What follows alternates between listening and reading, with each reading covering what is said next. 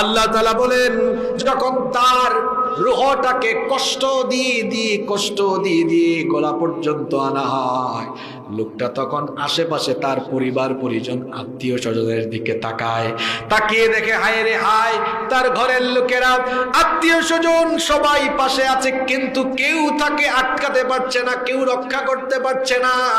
তার শরীর থেকে রূহটা বের হয়ে যাচ্ছে। এখন ঝাড়ফুঁক কিংবা চিকিৎসা দিয়ে তাকে আর কেউ ধরে রাখতে পারবে না।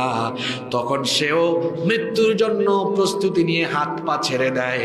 আল্লাহ তাআলা কোরআনুল কারীমের ৭৫ নম্বর সূরা সূরাতুল কিয়ামাহের ২৬ নম্বর আয়াত থেকে বলছেন, কাল্লা ইযা বালাগাতিত তারাকিয়া ওয়া কিলা মান রাকিম ওয়া যান্না আন্নাহুল ফিরাক।